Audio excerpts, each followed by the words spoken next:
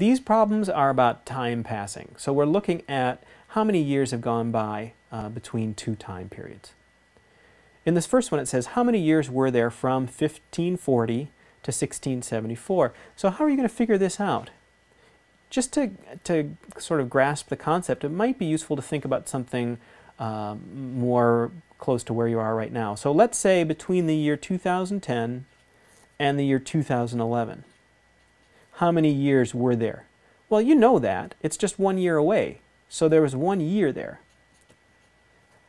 The way you can get that is by subtracting. We'll take this 2010, put it down here.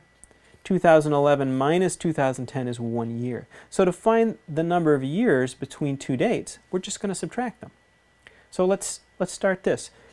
1674 and 1540. We'll go ahead and subtract. 4 minus 0 is 4. 7 minus 4 is 3. 6 minus 5 is 1. And 1 minus 1 is 0. So that's it. There were 134 years between 1540 and 1674. Let's look at this next one. In 1952, what year would it have been 15 centuries ago?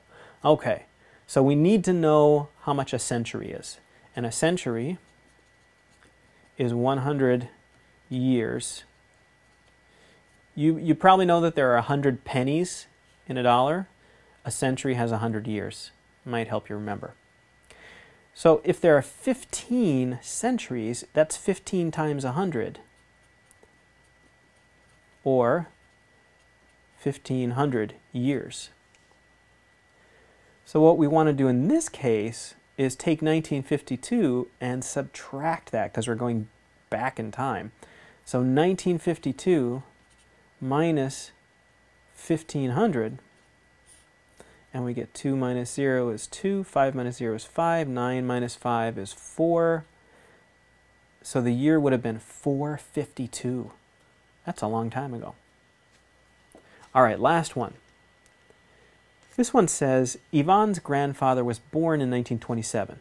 If Ivan was born in 1984, how much older is her grandfather? So we really want to figure out how many years are between these two. So just like we did in the first one, we're going to subtract 1984 and 1927. 4 minus 7, I'll have to borrow there. 14 minus 7 is 7. 7 minus 2 is 5. And 19 minus 19 is 0. So it's 57 years. So Yvonne's grandfather is 57 years older than she is.